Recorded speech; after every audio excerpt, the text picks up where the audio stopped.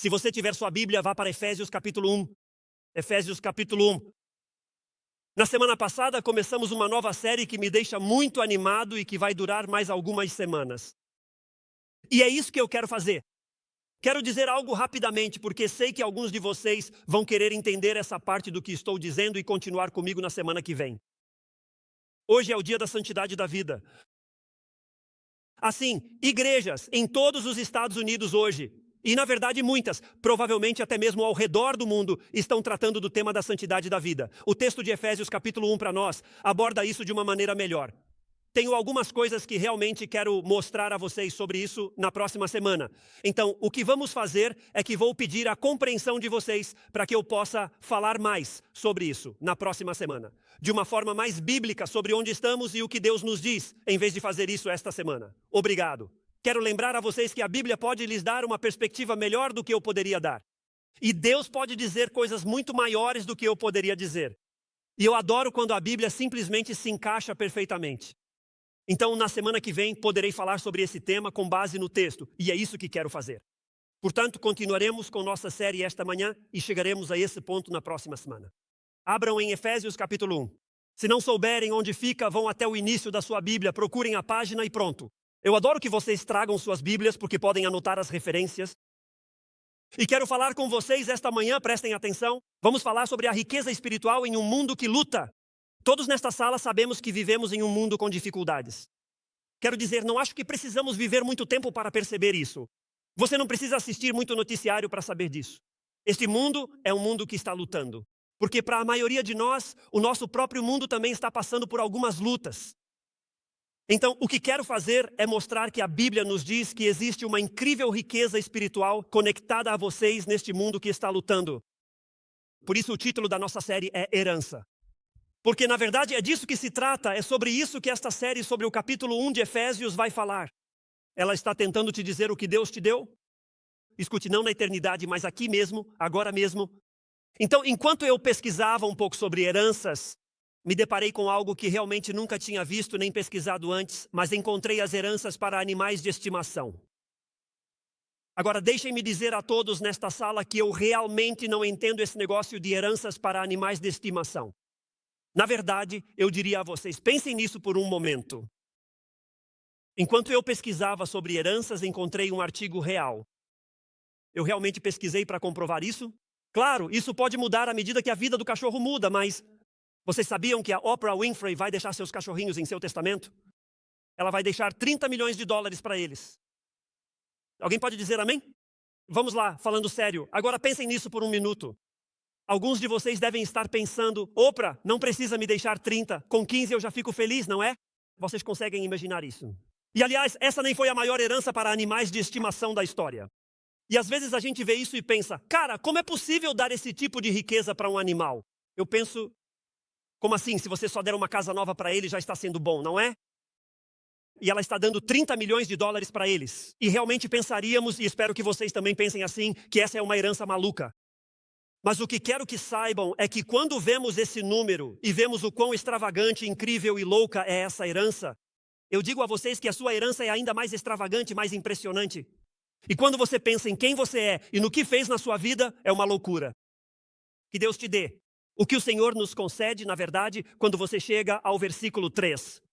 Na semana passada vimos o versículo 1 e o versículo 2 falando sobre o que temos como seguidores de Cristo. Quando você chega ao versículo 3, de repente Paulo simplesmente começa a transbordar e explodir em louvor. Na verdade, o louvor começa por volta do versículo 3 e continua até o versículo 14. Acho muito interessante e eu faço questão de destacar esse ponto importante para todos vocês. Ouçam com muita atenção, do versículo 3 até o versículo 14, Paulo simplesmente transborda em um profundo e contínuo louvor. Na verdade, é a oração mais longa da sua Bíblia. É a oração mais longa do Novo Testamento. Então, enquanto você lê do versículo 3 ao versículo 14, é uma única oração que simplesmente continua e continua. No Novo Testamento, é como se Paulo simplesmente começasse a louvar a Deus pelo que Ele nos deu e não conseguisse parar. Aqui há uma grande lição e quero que me escutem enquanto ensino isso. Porque há momentos enquanto você avança em uma série em que você pensa, quero que eles compreendam isso. Quero que entendam isso como pastor, como líder a quem Deus chamou para falar à congregação.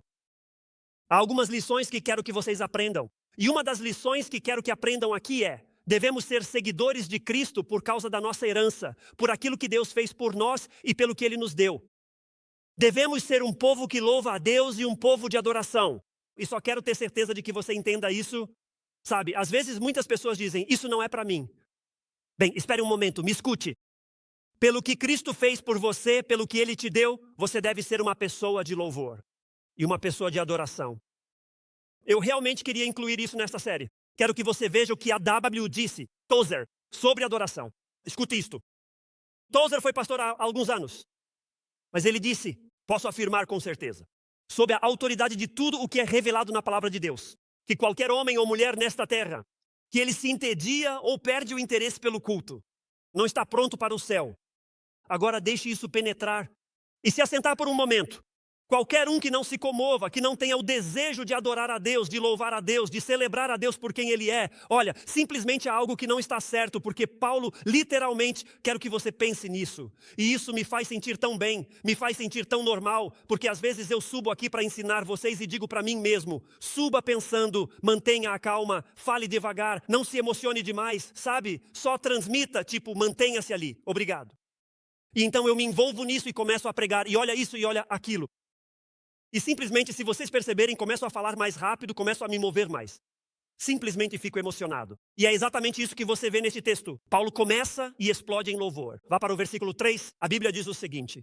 Vamos ver apenas este versículo.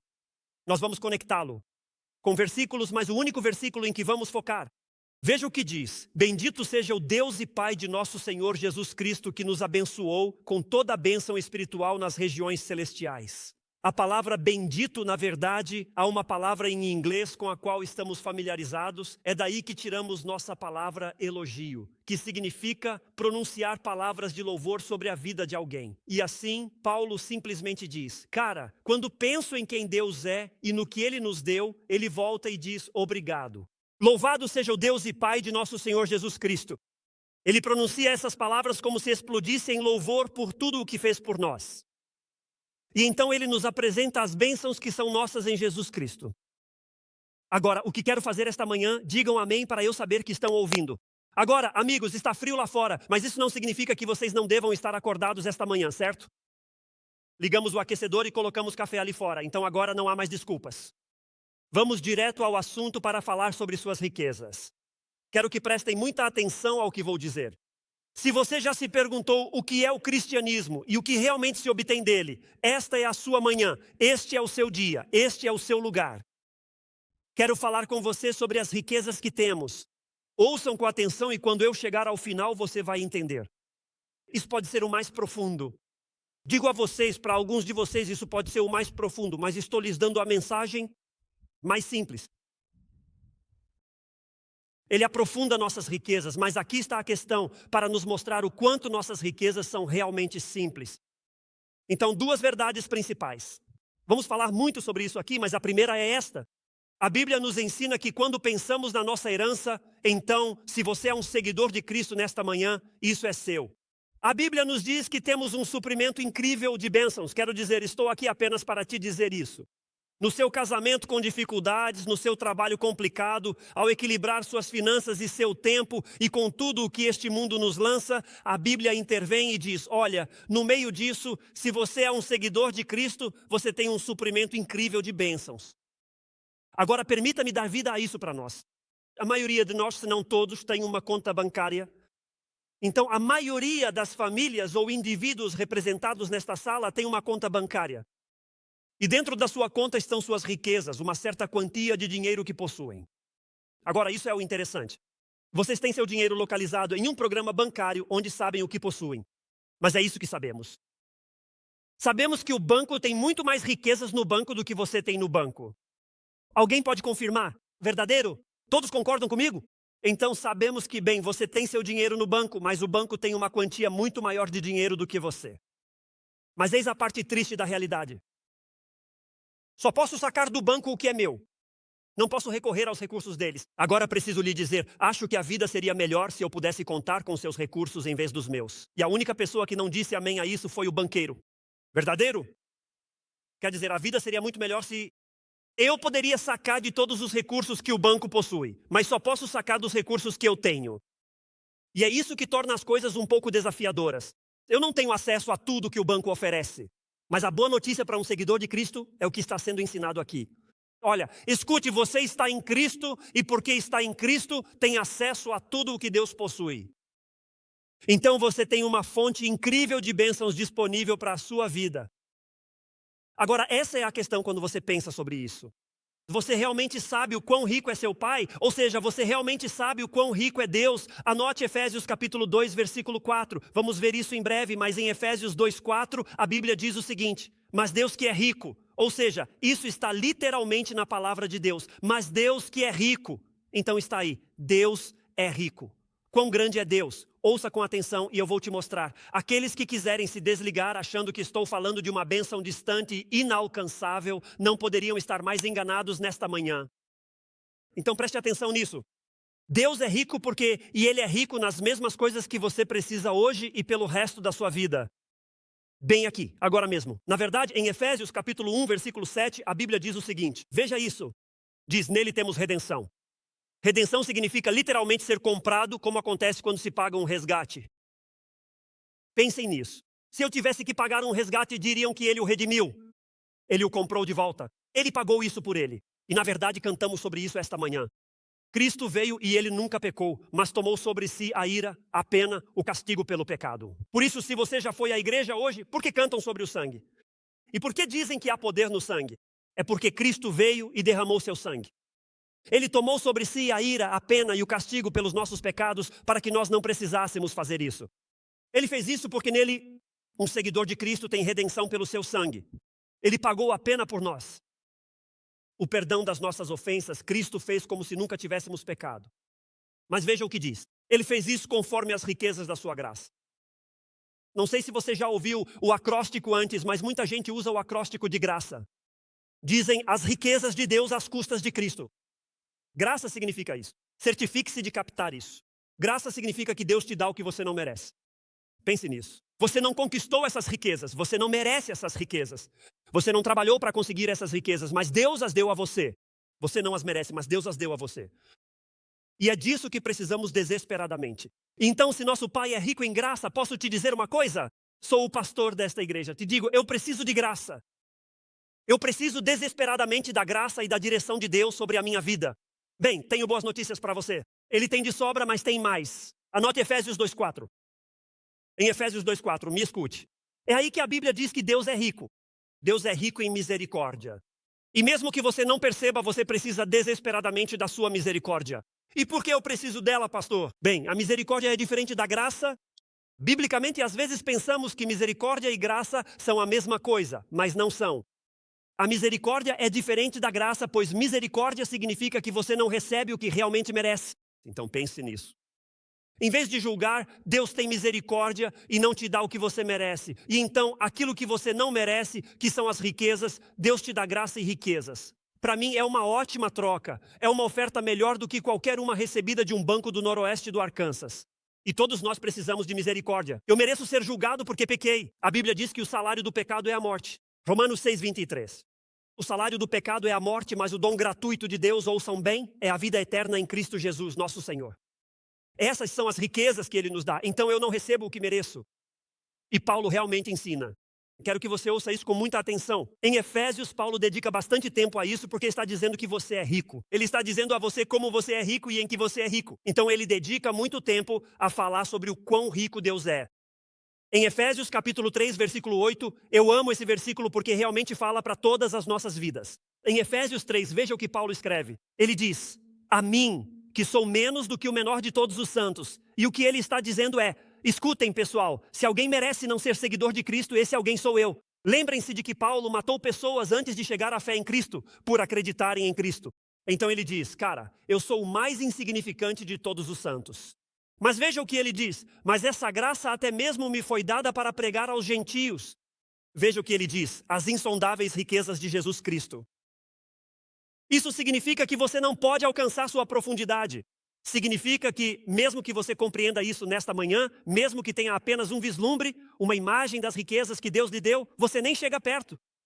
Você não conseguiria. Você poderia tirar e tirar, poderia retirar e retirar, mas nunca chegaria às profundezas de tudo o que Deus tem para você. É um suprimento incrível, riquezas incríveis. Agora vem a parte surpreendente. Vamos voltar ao versículo 3. O mais surpreendente é o que ele diz: bendito seja o Deus e Pai de nosso Senhor Jesus Cristo. Já te disse como ele é rico. Veja o que ele diz, que nos abençoou. É por isso que o louva, é por isso que o elogio. Cara, vamos louvar a Deus, vamos adorar a Deus. Deveríamos celebrar a Deus. Por que louvar e adorar a Deus? Por que celebrar a Deus? Vou te dizer por quê. Já que aquele que é rico lhes deu do que é seu, vocês deveriam estar mais animados esta manhã. Eu ainda não tinha chegado à melhor parte. Admito, mas você deveria pensar algo como: vamos lá, pastor, vamos nessa. Diga amém. Só quero ter certeza de que você me entendeu. As bênçãos de que você está falando aqui, ouça com atenção, não são bênçãos que virão no futuro. Todo mundo que realmente faz isso, quero dizer, talvez você seja um seguidor de Cristo, ou talvez esteja apenas explorando o cristianismo. Ontem à noite conversei com algumas pessoas que não são seguidoras de Cristo. Elas estavam em nosso culto e diziam: estou ouvindo, estou aprendendo, estou progredindo nisso. Acabamos de batizar alguém que passou muito tempo me fazendo perguntas, me enviando mensagens, querendo saber sobre isso e aquilo. E à medida que continuava buscando, Deus se revelou a ela. Então isso é algo importante e quero que você entenda isso. A Bíblia não está falando de alguma bênção distante que Deus te dá na eternidade. Não é disso que estamos falando. Então, para alguns de vocês que pensam: estou em uma igreja e eles vão falar dessas bênçãos na eternidade, mas cara, eu estou lutando aqui e agora. Bem, você chegou a uma igreja maravilhosa esta manhã porque Deus está dizendo aos seguidores de Cristo nesta passagem que Ele já os abençoou. Não é algo que vocês precisam esperar para receber. É algo que Ele já te ofereceu e colocou à sua disposição.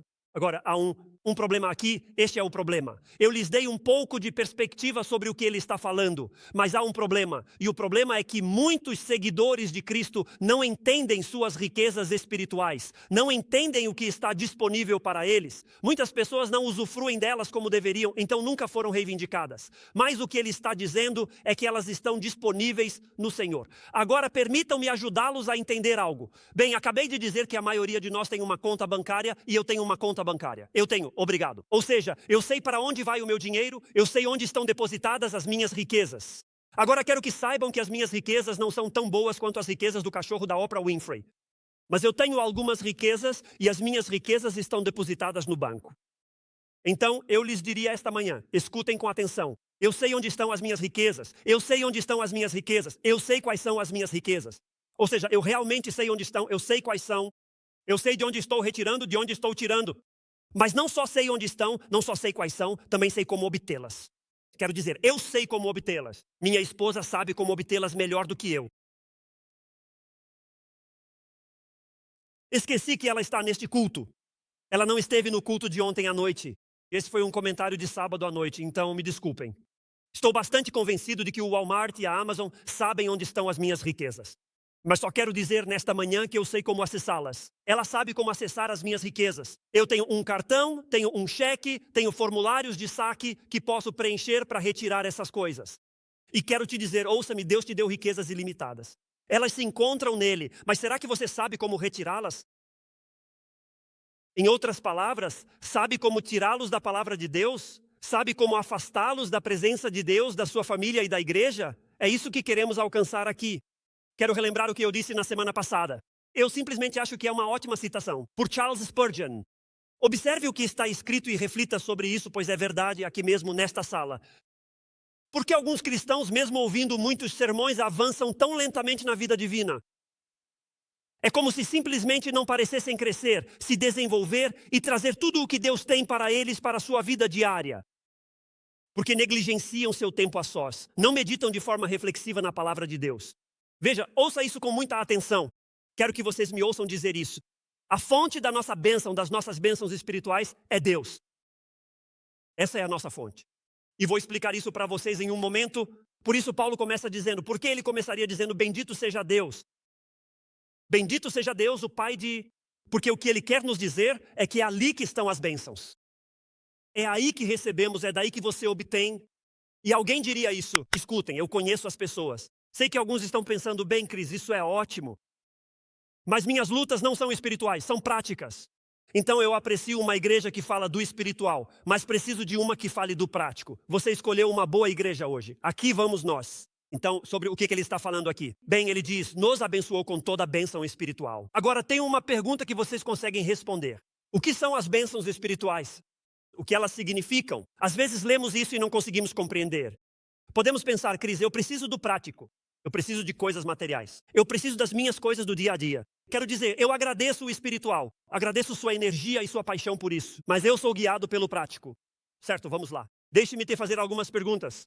Você já ficou estressado ou desanimado? Você já chegou ao ponto em que simplesmente está estressado, desanimado, sobrecarregado? Ouça isso.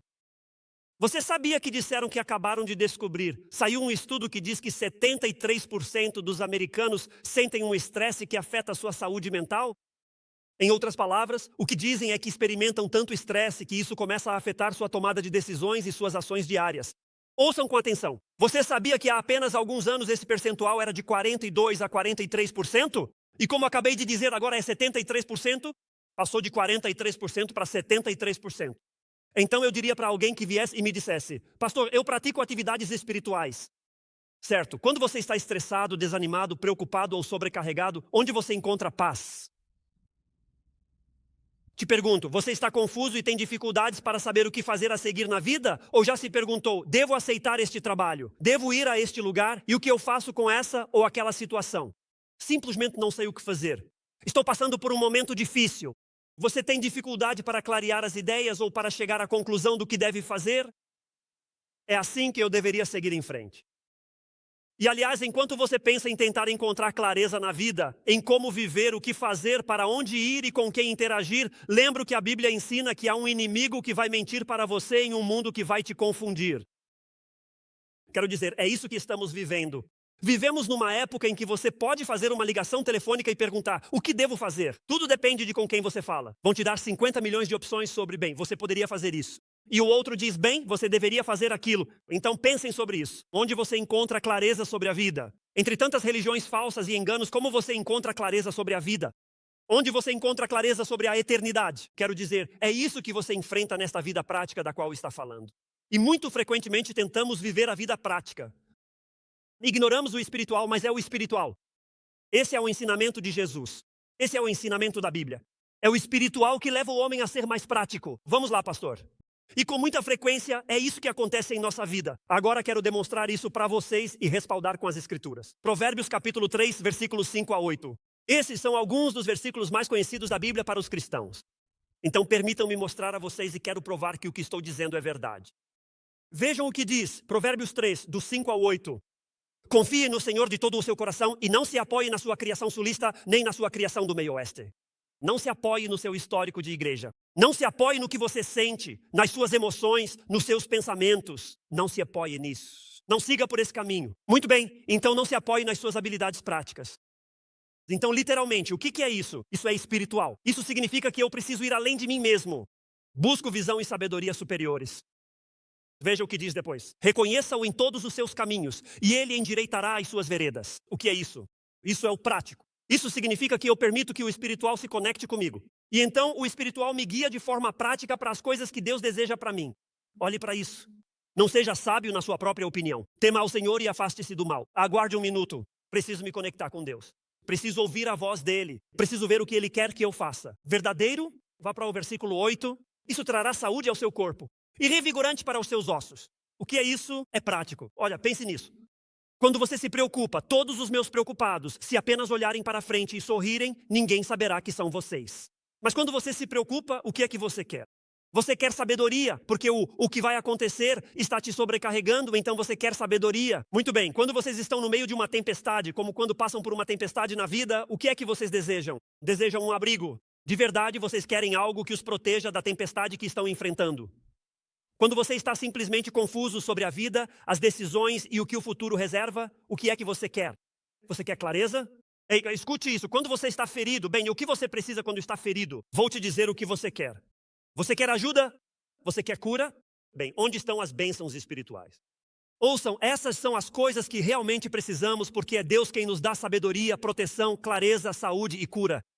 E essas são as coisas que realmente precisamos. E a Bíblia tenta nos gritar isso aos quatro ventos. Onde você os encontra? Paulo diz, bendito seja Deus, o Pai de nosso Senhor Jesus Cristo. É exatamente aí que você encontra as riquezas de que precisa para hoje, no seu casamento, na criação dos seus filhos, na sua vida diária. É daí que elas vêm. Vamos lá, cara. Então, o versículo 3 está nos dizendo, eu deveria ter dado um tempo para vocês. Desculpe, sinto que a culpa foi minha, não de vocês. O versículo 3 está nos dizendo, ouçam porque vou repetir isso algumas vezes, mas realmente é como a base do versículo 3. Temos todos os benefícios de conhecer e viver com Deus. Essas são bênçãos espirituais. Temos todos os benefícios de conhecer a Deus e viver em comunhão com Ele. Agora, minimizamos isso em nossas igrejas hoje em dia. Nós minimizamos isso. Digo a vocês que muitos cristãos se levantam, leem a Bíblia e oram como se fosse apenas uma rotina, em vez de uma verdadeira comunhão com o Senhor Jesus Cristo. E estou aqui para dizer que as grandes bênçãos espirituais que recebemos vêm de conhecer a Deus e viver com Ele. Para Ele. E novamente, não é de se admirar que quando Paulo compreende isso, ele exclame, louvado seja Deus, bendito seja o Deus e Pai de nosso Senhor Jesus Cristo. Segunda verdade, certo? Segunda verdade que quero que vocês vejam, e aqui vamos nós. Temos uma fonte incrível, bênçãos. Agora temos esse suprimento incrível. Ou seja, Deus nos deu sabedoria, nos deu clareza, nos deu todas essas coisas diferentes das quais a Bíblia fala, mas também temos uma fonte através da qual elas vêm.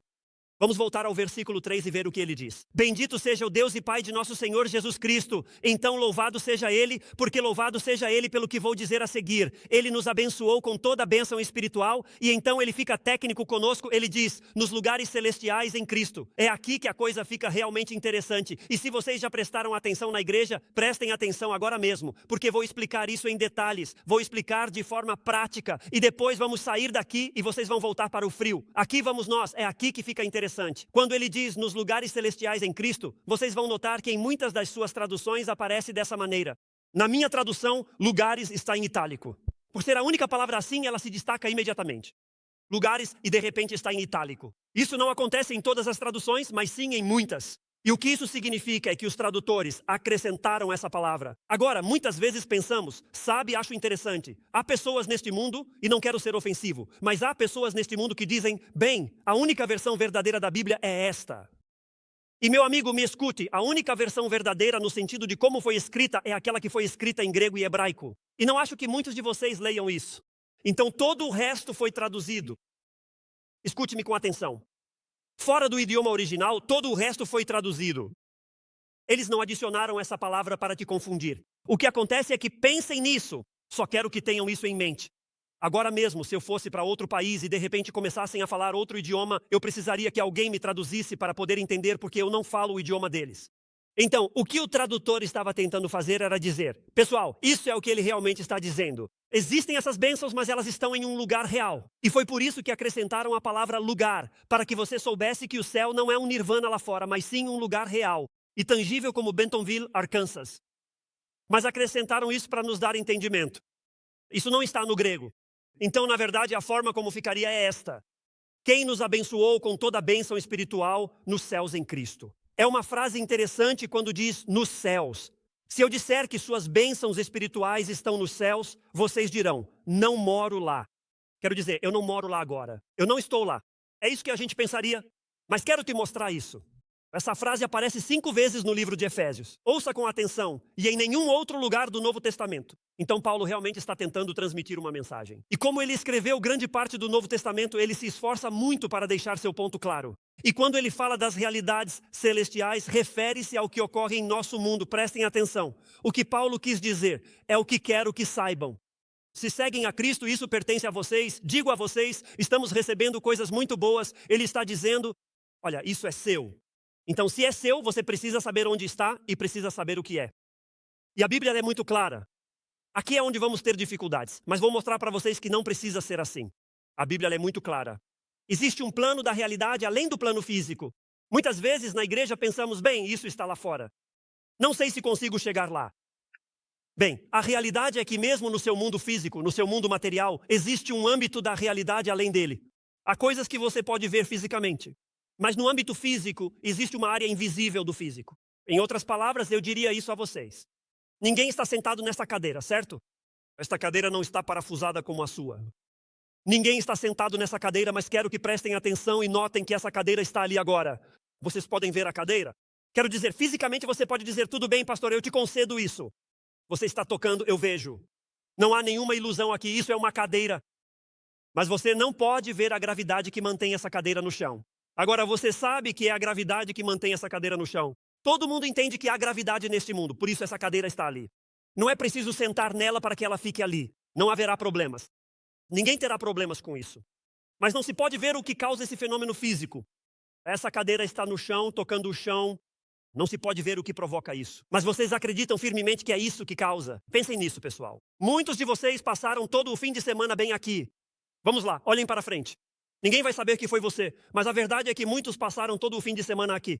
E eu tenho a foto de um peixe gigante na tela do meu celular, se quiserem ver. Mas isso não tem nenhuma conexão com isto. Quer dizer, isso não está conectado a nada, não está tocando em nada, nem nada do tipo. Mas mesmo assim posso mostrar uma foto bem ali.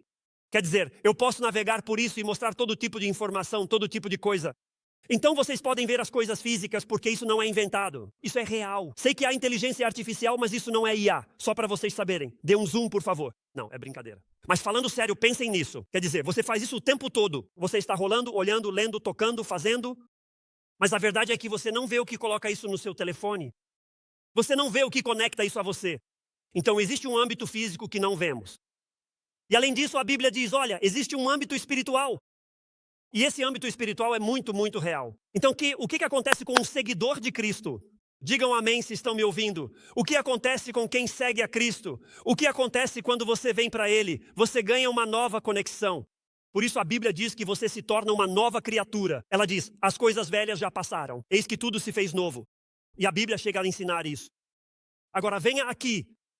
A Bíblia ensina que a verdade não se aprende. A verdade é revelada. Em outras palavras, muitos de nós vamos à igreja dizendo, bem, eu vou aprender, eu vou aprender. A Bíblia diz, espere, a verdade não se aprende, a verdade se revela. O Espírito de Deus, o poder de Deus, vem sobre uma pessoa e a ilumina sobre tudo o que Deus quer para a vida dela. Esse é o âmbito espiritual. E Paulo está dizendo que quando você se aproxima de Cristo, é isso que você recebe. Agora, permita-me lembrar você, permita-me detalhar para que fique claro. O que ele está nos ensinando aqui é que o benefício que Deus nos dá é conhecê-lo. O benefício que Deus nos dá é o acesso a Ele. Então, quando eu passo a conhecer a Cristo, quando me arrependo dos meus pecados e coloco minha fé em Jesus Cristo, a Bíblia diz que agora estou colocado nos lugares celestiais. Veja, a Bíblia ensina que existem dois reinos. Não quero que vocês percam isso, um seguidor de Cristo. Essa é a diferença entre o mundo e os seguidores de Cristo. Os seguidores de Cristo vivem em dois mundos. Vivemos em um mundo físico, que é o mundo da realidade material, mas também vivemos em um mundo espiritual, que é o mundo da realidade espiritual. Sobre o que estou falando? Onde quero chegar com isso? Porque vamos terminar isso, eu te prometo. Se você não ficar até o final, vai acabar ficando até o final. Então fique comigo. A Bíblia ensina que ou você está no terreno ou está no celestial. Agora, se você acha que eu só estou divagando e que Paulo é um cara rebelde, anote João 3,12, João capítulo 3, versículo 12. Estas são palavras de Jesus. Em João capítulo 3, versículo 12, a Bíblia diz o seguinte, se lhes falei de coisas terrenas e não creem, se lhes falei do físico e não creem, veja o que diz a seguir. Como crerão se eu falar das coisas celestiais? Jesus apontou dois âmbitos, um terreno e outro celestial. Isso se vê em toda a Escritura, veja Filipenses capítulo 3, versículo 19. Em Filipenses capítulo 3, versículo 19, Paulo está falando de pessoas que não conhecem a Cristo. E ouçam o que ele diz sobre eles, ele diz, obrigado. Que colocam sua mente, sua vida, tudo o que são, colocam nesta terra, colocam nas coisas terrenas. Uma grande paráfrase diz assim, só pensam nesta vida aqui na terra, e é aí que muitas pessoas decidem construir suas vidas. É nisso que se concentram, é para isso que vivem. Vivem apenas para este mundo. Tristemente, os seguidores de Cristo também fazem isso às vezes. Há muitos assim, mas deixe-me te dizer o que vem a seguir. Ele diz que há aqueles que vivem de maneira terrena. Mas em Filipenses capítulo 3, versículo 20, você sabe o que diz? Ele diz, mas você, se é seguidor de Cristo, é cidadão do céu. Ele diz que há uma mudança que acontece. Há uma nova conexão para a pessoa que segue a Jesus Cristo. Ao vir para Cristo, você vive em dois reinos. Agora, você está no reino terreno. Escute, todo seguidor de Cristo precisa disso. Eu ainda me levanto todo dia para ir trabalhar. Alguém diga amém. Bem, pelo menos eu sou. Não sei vocês, mas eu sim. Então eu vou dizer amém a isso. Ainda nos levantamos e vamos trabalhar todos os dias. Muitos ainda estão trabalhando em questões do seu relacionamento. Não digam amém a isso, certo? Ainda estamos lidando com dificuldades, ou seja, ainda estamos passando por isso. Somos seguidores de Cristo. Ainda tenho que lidar com o terreno. Ainda tenho que enfrentar o que é terreno, mas agora tenho a conexão com o espiritual. E o que acontece é que um seguidor de Cristo espiritualmente está nos lugares celestiais com Cristo. Assim você terá riquezas à sua disposição enquanto trabalha, enquanto se dedica ao seu casamento e enquanto cria seus filhos. Agora deixe-me mostrar-lhe esta paráfrase. Paráfrase do versículo 3. É a versão Phillips, uma das minhas versões favoritas da Bíblia. Escute o que ele diz. Louvado seja Deus por nos dar, por meio de Cristo, todas as dádivas espirituais possíveis. Como cidadãos do céu, agora vamos falar sobre os lugares celestiais e nossa cidadania. Prometo que vou explicar da maneira mais simples possível para que você entenda. Quero que você olhe para Efésios capítulo 1, versículos 20 a 23. Então, ainda estamos no capítulo 1, mas quero mostrar o que está escrito em Efésios capítulo 1, versículos 22 a 23. Paulo está falando sobre o que Cristo fez por você quando morreu na cruz. Ele tomou a ira, tomou o castigo de Deus para que nós nunca tivéssemos que passar por isso. Veja o que diz. Diz que quando o ressuscitou, quando levantou Cristo dentre os mortos, o colocou à sua direita. Nos lugares celestiais, muito acima de todo governo e autoridade, poder e domínio. E acima de todo nome que se nomeia, não só neste século, mas também no vindouro. Esta vida, mas também a próxima vida. Depois diz, e sujeitou todas as coisas debaixo de seus pés, e o deu como cabeça sobre todas as coisas à igreja. Agora, de repente, passamos de tudo o que Cristo fez. E diz, agora isso se conecta com você por tudo o que Cristo fez. Agora se conecta com a igreja, que diz, a qual é o seu corpo, a plenitude daquele que a tudo enche em todas as coisas. Ele estava dizendo, a igreja, nós. É isso que somos o corpo através do qual Cristo mostra sua plenitude ao mundo. Então, o que acontece é que por tudo o que Cristo fez, ele se conecta com o seu corpo. E agora, de repente, seu corpo passa a ser uma demonstração para o mundo. De quem ele é? Eu sei que você não entendeu completamente, então eu tenho mais. Eu não prego para me estender, mas porque este livro diz muito mais. Entenda isso, não acham engraçado? Tudo bem. Então, onde estão os lugares celestiais? Escutem, é onde Jesus está. Como seguidor de Cristo, os lugares celestiais descrevem exatamente onde você está agora. Em Efésios capítulo 2, chegaremos a essa passagem e faremos uma série completamente diferente dedicada apenas a esse capítulo. Mas em Efésios capítulo 2, lá os primeiros versículos falam sobre o que Deus fez por nós, sobre sua glória e maravilha. Mas vejam o versículo 6, diz a você, seguidor de Cristo, foi isto que fiz por você. Depois diz isto, e nos levantou. Bem, esperem um momento, lá no capítulo 1, ele disse que o ressuscitou. Agora aqui diz, bem, não só o ressuscitou, mas também nos ressuscitou e nos fez sentar ao seu lado. E agora a Bíblia diz que o Pai, entendem por que ele está louvando de repente? Ele ressuscitou a Cristo. Ele assentou Cristo, mas não apenas ressuscitou a Cristo e Paulo está tipo, vamos lá, isso é bom. Ele te ressuscitou, ele te fez sentar junto com ele. Isso é tão bom, pessoal, nos lugares celestiais. Olhem isso, em Cristo Jesus. Vejam, quando você confia em Cristo, o cristianismo é muito mais do que o mundo diz que é. Quando você coloca sua confiança em Cristo, Deus a partir desse momento te vê em seu Filho Jesus Cristo. Agora deixe-me te dizer o que a Amy vê de vez em quando. De vez em quando, Amy vê que Chris Dixon é um pecador. Não diga amém, querida. Apenas olhe para frente. Pense nisso. Mas Deus nunca vê isso por causa do que Cristo fez por mim. Ele me vê em Cristo e é por isso que quero ser claro quanto a isso. Ouçam, se você é seguidor de Cristo, se você confiou em Cristo, você recebe todos os benefícios de conhecer a Deus. Então é isso que deveria acontecer. Por isso te ensinamos como andar com Deus, porque recebemos todos os benefícios de conhecer a Deus. Assim, a vida de um seguidor de Cristo deveria mostrar visivelmente essa conexão com Cristo. Obrigado, porque aqui mesmo, agora mesmo, vocês foram ressuscitados com Ele. Vocês foram assentados com Ele, vocês têm acesso a Ele. E por isso, literalmente, deveríamos demonstrar isso, porque a fé em Jesus Cristo não é simplesmente algo que acreditamos. É alguém a quem estamos unidos. Alguém diga amém. Paulo disse isso desta maneira em Gálatas, capítulo 2, versículo 20. Ele disse, olha, fui crucificado com Cristo, peguei meu eu, meus desejos, quem quero ser e como normalmente reagiria com você. Deixe-me te dizer, eu costumo dizer que às vezes a maior prova de que Chris Dixon é cristão não é o que ele diz, mas o que ele não disse. Vamos lá, eu tenho uma mente rápida. Se você acha que minha boca é rápida, ó Senhor, me ajude. Mas nós, seguidores de Cristo, estamos em Cristo, portanto, Ele molda nossas vidas. Se você já se perguntou qual é o desejo de Deus para você, me escute com muita atenção. O desejo dele é moldar seus desejos, suas ações, suas reações diante do mundo ao seu redor. E isso se manifesta na vida cotidiana, na nossa obediência, no nosso amor, na nossa perseverança e na nossa transformação. Onde Deus está agindo em nossa vida, isso se torna uma evidência visível de que realmente estamos conectados com Cristo. Portanto, na verdade, a vida de um seguidor de Cristo é uma demonstração da conexão que ele tem com Jesus Cristo.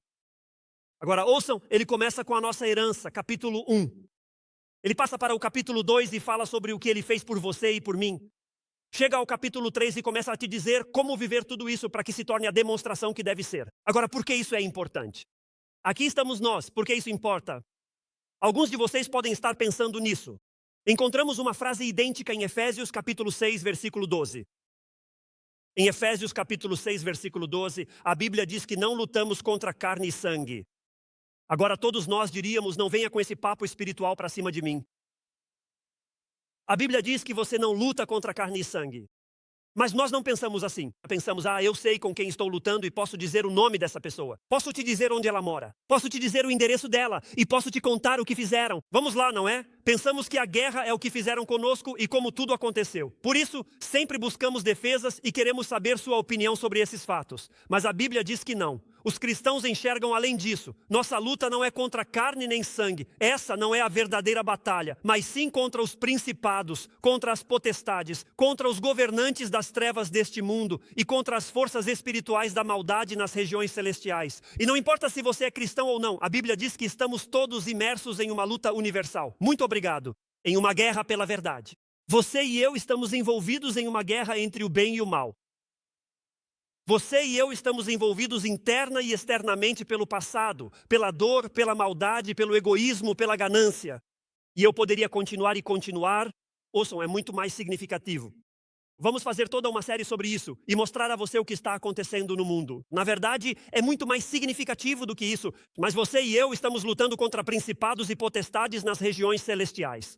Há uma luta constante em que Deus quer agir na sua vida, mas o inimigo tenta agir contra a sua vida. Por isso somos chamados à sabedoria de Deus, ao consolo e à ajuda de Deus. Por isso somos chamados à cura, porque a batalha é grande demais para nós. E o que acontece é que, como seguidores de Cristo, oram, testemunham, compartilham sua fé e buscam a Deus. Estão aprendendo de Deus porque há uma batalha furiosa nos céus e você e eu estamos conectados a essa batalha. Então surge a pergunta, como se obtém a vitória? Bem, vestindo toda essa armadura de Deus. É isso que a Bíblia diz. Faremos uma série sobre isso, mas isso acontece todos os dias. Você deve começar com a oração e a palavra de Deus.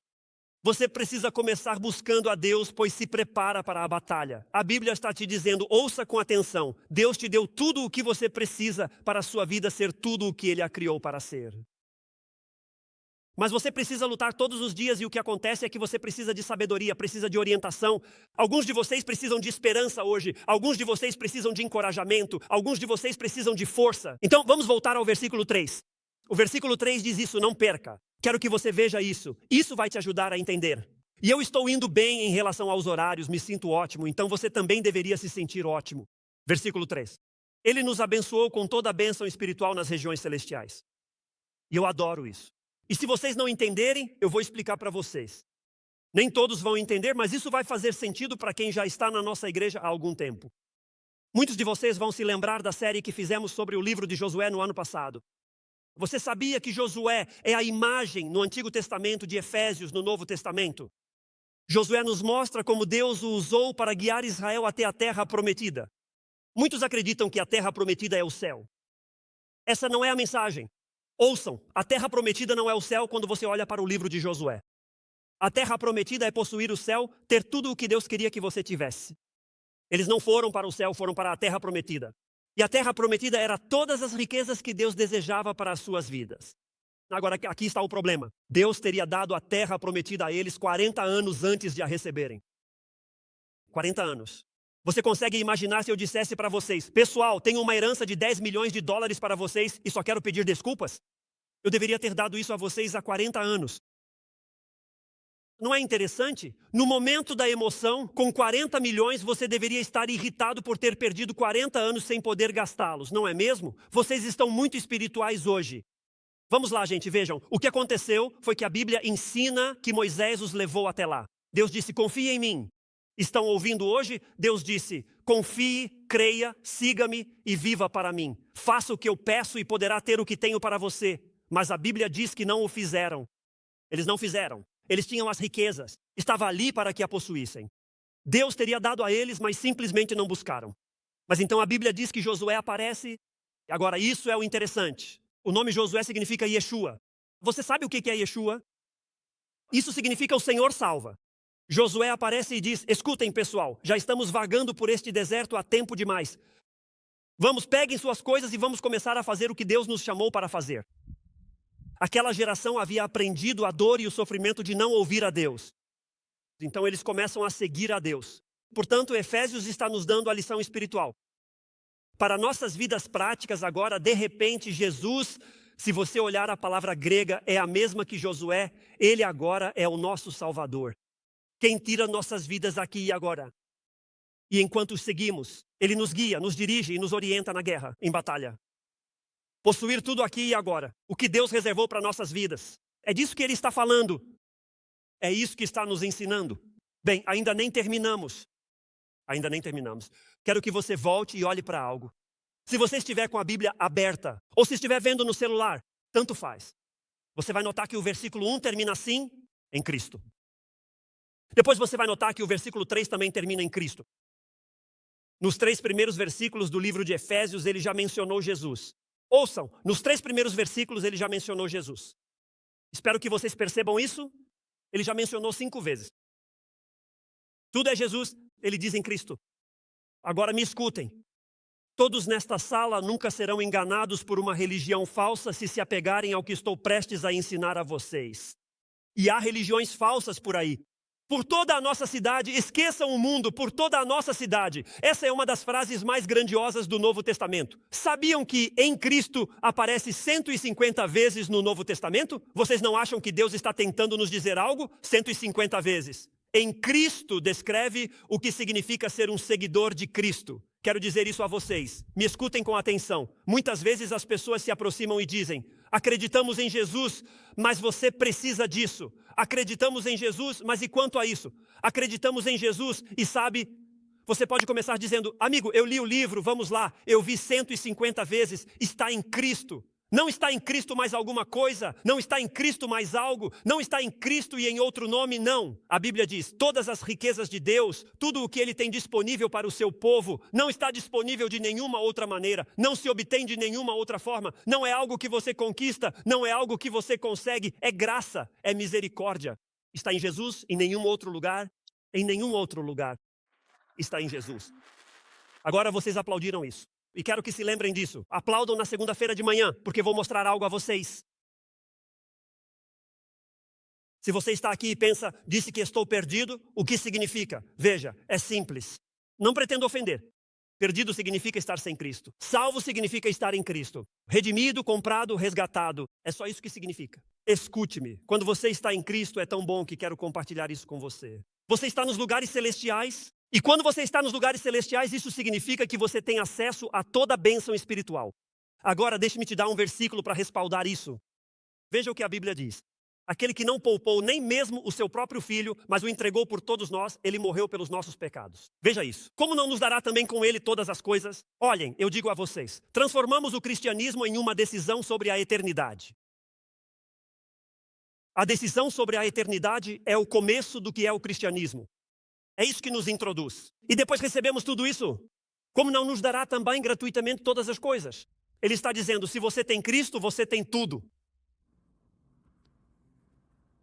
Você recebe a graça, recebe a paz, recebe o acesso. Quando você recebe Jesus, você recebe tudo. Ele te dá tudo. Meu filho pediu sua namorada em casamento há alguns meses e agora vai se casar. Eles se casam em março e todos estamos muito animados. Mas o que ele fez foi que a chamou de lado. Ele tinha um grande plano. Acho que ele fez tudo certo. A mãe dele disse que ele fez certo, então ele fez certo. E ele tinha o anel, ajoelhou-se, pegou a mão dela e colocou o anel em seu dedo. E o melhor é que ela disse sim, não é? Agora quero que me escutem. Ela só recebeu o anel. Agora não digam amém a isso. Muitos pensam: quem dera fosse só isso. Não, você não recebe só o anel. O que você recebe o rapaz. Você recebe o pacote completo. E às vezes pensamos que o cristianismo é algo que colocamos e depois devolvemos na eternidade. Mas a Bíblia diz que não é assim. Quando você recebe a salvação, você recebe tudo. Você também o recebe. Vocês me entendem? O cristianismo não vai simplesmente para o céu. Você o recebe. Você recebe tudo o que ele é, tudo o que ele oferece, tudo o que ele tem para te dar. Você recebe tudo. E eu diria a vocês esta manhã que precisam de Cristo. Porque quando vocês estão em Cristo, chegam aos lugares celestiais. E quando você chega aos lugares celestiais, chega onde estão as bênçãos espirituais e tudo o que você precisa está disponível nos lugares celestiais em Cristo. Mas ainda pensamos, tudo bem, pastor, o que isso significa? Escutem-me, aqui está, eu terminei. Isso dá um significado completamente novo. Você pode chamar isso de muitas coisas e alguns de vocês não têm experiência na igreja. Algumas pessoas a possuem, mas atribuem um novo significado ao encontro com Deus. Isso dá um significado completamente novo ao que alguns de vocês conhecem como tempo a sós com Deus. Ver? Eles me aplaudiram há 1 minuto, dizendo que recebemos todas as bênçãos, mas que eu preciso vir para participar delas. Posso preparar um buffet e dizer, olha, preparei um buffet para você, mas se você não aparecer e participar dele, não significa nada. E vejam, preciso dizer algo a vocês, me escutem muito bem. Sabem o que Chris Dixon pode fazer? Todos os dias da minha vida eu posso entrar no celestial. E posso levar as lutas e provações da vida, assim como vocês.